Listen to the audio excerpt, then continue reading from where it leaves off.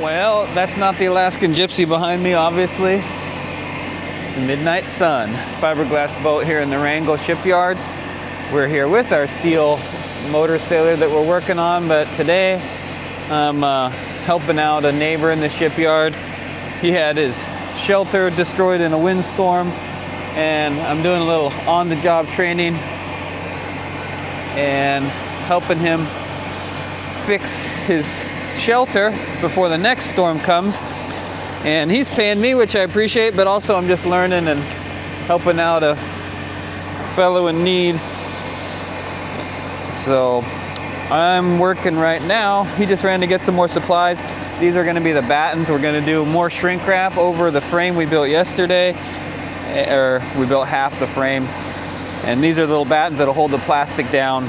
And I'm just going to start a bunch of screws in them so that once we get the plastic up, we are ready to rock and roll sticking these things in. So just kind of prepping a bunch of little batten boards. Just putting 3 screws in there. We'll have a stack of those ready to go.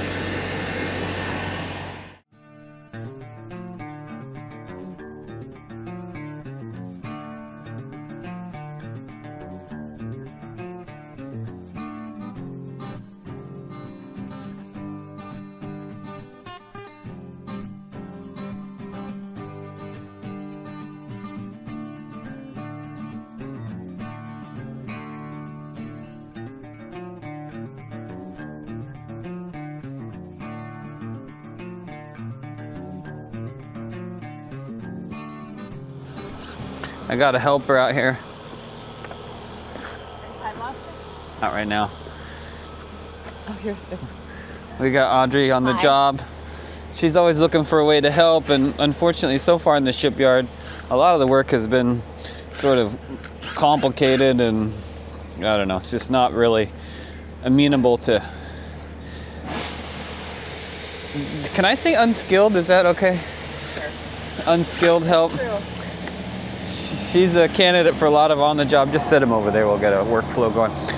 On-the-job training, just like me, really, but even more so. Very different. I came with a few more skills, but anyhow, so she's jumping in here to help out our new friend Tristan recover from the storm damage and getting these battens ready. It's actually funny. Tristan said he was going to get his mom to come down and do this. I know. I was like, wait a minute. I'll be right there. Mom help. You know you're in good small town when shipyard nightmare turns into mom coming down and helping. So we're happy to jump in and help. And actually, I think we're going to do an interview with Tristan on the Gypsy. He knows the Gypsy. He's looked at it for his whole childhood, really. Sitting in the Ketchikan Harbor. He's a commercial fisherman. Now he's in Wrangell doing fiberglass work, I guess, on boats for people. And he's got some kind of gypsy stories and stuff to share. Should be pretty fun. But first we got to help him get his shelter back over his project boat here. And then maybe we'll have time for a little interview or something. I think it'll be super cool. I think you guys will really enjoy it. He's not afraid of the camera, so I think well, that's what he says. We'll see, I guess. Sometimes you never know. I got this tiny little camera. Nobody should be afraid of that. Yeah. The mystery machinist walking by over there, he says, wrong boat. I'm working on the wrong boat. But goes around, comes around. You want to be the most loved boat in the shipyard. This is... Well, good relationships can make or break your experience. It's true. The goal is to not be in the shipyard someday. Yeah, but we're here for a while, and honestly, just even like the scraps from some of these other projects could save us thousands of dollars at the right time in the right place. So there's a financial incentive to be a friendly neighbor. I once read in a book It was kind of a book about pioneering America, actually, a bit. I forget who wrote this. I think it was a famous author like Thoreau or something, but I don't remember where this was. Anyhow, basically the message was, if you move to a new town and you want to build yourself your house or your shop or whatever, you're going to start a life in a town, the best thing that you can do is to go and help your neighbor. Go help your neighbor with a project, whatever it could be, raising their barn or working on their land or harvesting their crop or whatever. That should be step number one. Go and do a job to help your new neighbors, because you'll make friendships, you will develop a relationship of reciprocity that will greatly benefit you if you show up as someone who is there to help. And favors are extremely powerful. In this kind of instance, Tristan is paying us to help him out, which I appreciate, but I'm really here to sort of develop the relationships. And not just with Tristan, it's with the other people in the shipyard too. They see us jumping in and helping, and it suggests kind of good neighborly attitude, willingness to help. I'm not just here to take and leave as quickly as possible. I still remember that thing I read, because it really resonated for me, that this sort of reciprocity of assistance is extremely powerful. And it's not just about favors and indebtedness and getting things done. It's also how really meaningful relationships are formed, is through doing things and accomplishing things and overcoming things together. Those are key parts of really strong long-term relationships as well. True. Audrey doesn't have a mic on. She'd have to talk into my mic. I know. It feels really weird being out here with you videoing it. You just standing here without a mic on. You're working. What? You're working. I'm yammering on. Okay, well, that's about the end of our battens. Tristan has run to get more from the store. So, it's not pouring rain or windy yet. We're doing good. A lot of our work today was involving spreading these large sheets of shrink wrap plastic. Tristan had bought a 100-foot by 32-foot, I think it was, roll, and had a snorkel lift rented from Superior Marine. And so together with Tristan's mom and Audrey and myself, we were able to get these giant sheets of plastic up over top of the frame of the boat here that we had put together the day before. It was kind of tricky, actually. The plastic that big adds up to a bit of weight, and trying to figure out how to go over such an uneven surface to where you would get to the end and reach where you were hoping to get turned out to be a bit of a learning curve, and also sort of a what would I say, not a very accurate science. We're able to rely pretty heavily on the shrinking component of the shrink wrap, fortunately, because it was not a perfect job we did, but we got it up there. So the main thing is to get it down along the ridge, lined up square, and then on your edges where you're overlapping up square as you can, and then pull that as much slack out as you can, even though you're going over these complex shapes. It gets kind of tricky. So Tristan is up in the snorkel lift there. That's his mom down below helping. That's me appearing up over the top. I was mostly focused on trying to pin that. Ooh, there comes some wind. A little bit of rain. Classic. You can see those clouds rolling by in the background too. But I was up on top mostly focusing on trying to get the ridge nailed down. Ooh boy, it's getting pretty windy there. Took all of our hands to try and keep it together, get it lined up. The first side was certainly a little bit more challenging than the second side, not just because of the wind, but also because I've never done anything quite like this before. Tristan's been around it a bit, but he's also hasn't been really in charge of his own big shelter like this so much before, from what I could gather. Anyhow, I think I'll go ahead and speed up the rest of this time lapse. We're trying to get the top secured down nice and straight, square as we can, and then we'll work our way down, pulling as much slack out as we can. The wind has settled down and the rain has quit. Looks like it's going to clear up for a little while. That's me there coming over to help. I got the top all stuck down as best I could. Now we're working our way down along the sides.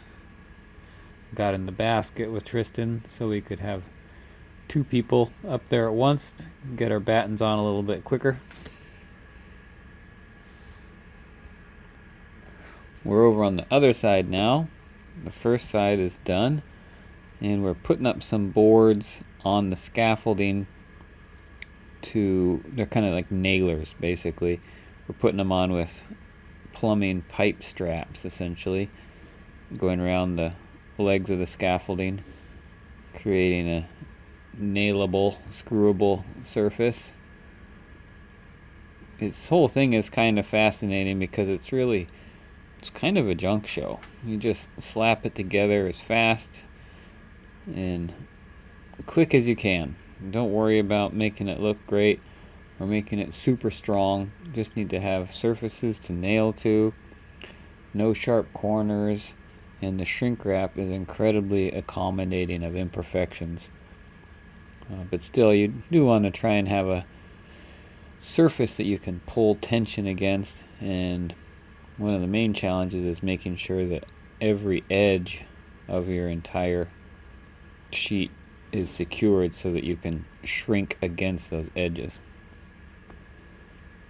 Now we just pulled out the new sheet. We're getting about ready to string it up. Tristan's getting in the man lift with it, and we're unfurling the sheet. I'm going to try and get this edge up first. Try a little different technique from last time. He's going to pin that top right hand side in position, and I was trying to get the piece down there off the bow pinned in place. It's kind of hard to get it up over the very peak of that thing. Got Audrey inside holding it up for us, and Tristan's trying to get the batten in there in that first corner started.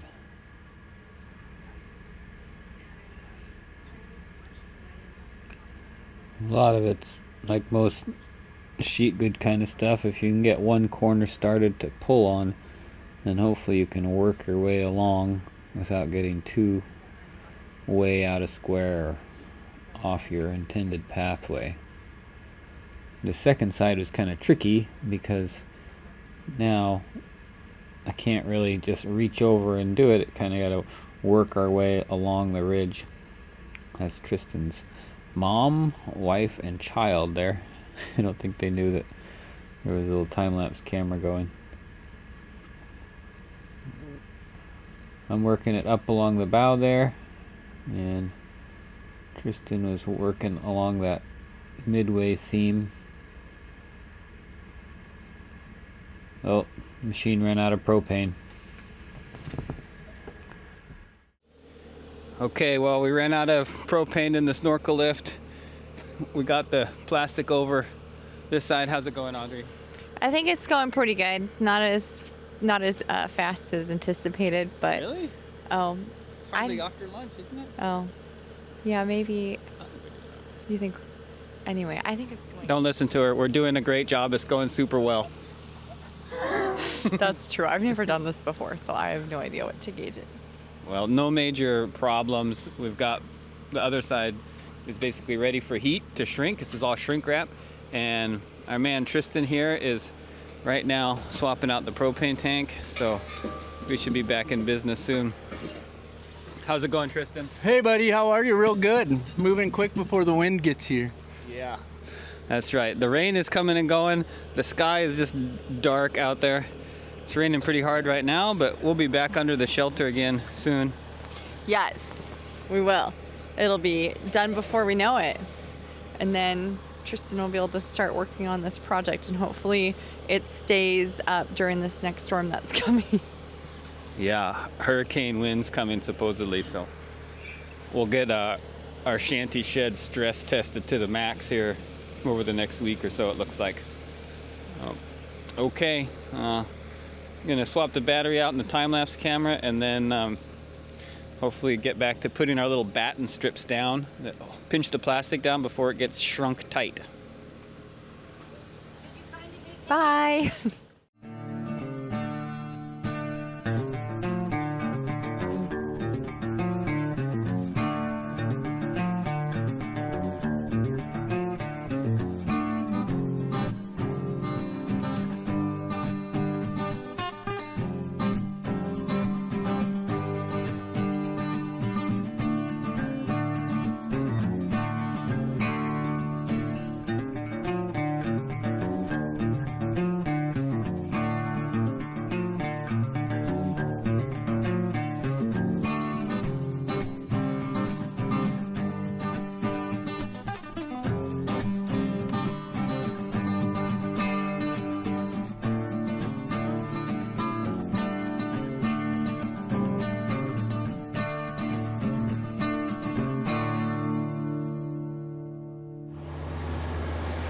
There he is, folks. Mr. Don Sorric with the shrink wrapper. If you've never seen this, it's pretty interesting. This white plastic is shrink wrap, and you can put it on pretty loose, and then you hit it with a torch, and it basically shrinks it.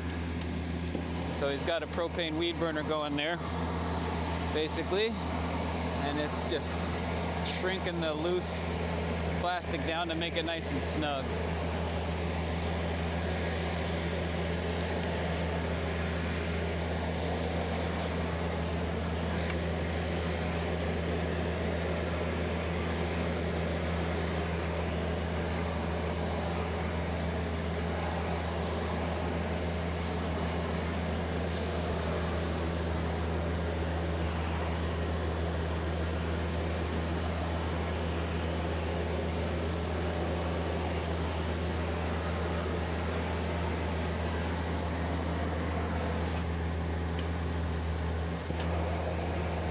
Shrink wrap material is pretty amazing. It really shrinks a tremendous amount.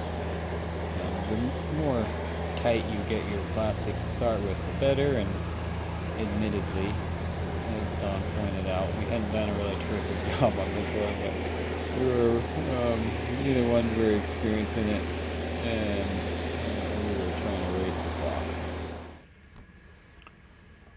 This is just us getting the finishing touches on there. Don had already come and shrunk some sections of this, and he's about to come back and do some of the higher up stuff. We were certainly struggling to stay ahead of him, getting the plastic pinned down on all sides, and wherever you have a fold you can actually tape it, and there's this shrink tape that does incredibly well even in the rain. And it's pretty forgiving. Sometimes you can burn it a little bit too thin and burn a hole in it, but mainly it's all about keeping it taut so that when the wind comes and the rain comes, you don't have a flapping tarp effect. When it's all shrunk down, it pulls nice and snug and can really withstand a lot more wind and rain. It doesn't get to fluttering about and self-destructing if it's all pulled tight like this. And it does not need to be on a flat surface. You can bend over corners and around corners, over ridges, and it's really pretty amazing and incredibly durable too.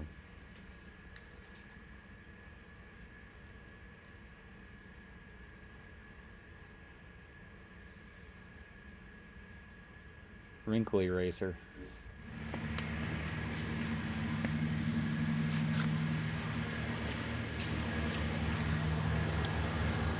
Where's the man? The man with the master plan.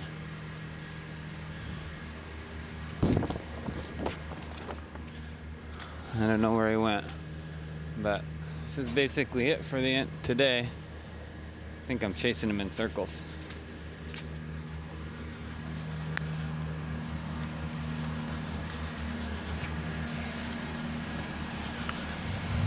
There he is. Let's go ask him what he's up to. Oh, hey, brother. How's it going? Super good. I feel so much better. Is it gonna So last happy the storm? now. I'm hoping. Big fingers crossed. Got to be better than the last one. Wish we'd gotten that one on camera. What are you last doing? What are you doing now? I just got done taping down our seam, our new connection seam, Yeah. and I'm gonna go over to the other side and do the same. Okay. Is that your only roll of tape right now? Yeah. Okay. You want a chunk of it? I was just gonna go and do some of these little holes, but Yeah, I just ran out of one, so I just went and bought another one. okay. And then I think you're kind of done with me. We're done, brother. Okay, cool. Beer drinking time.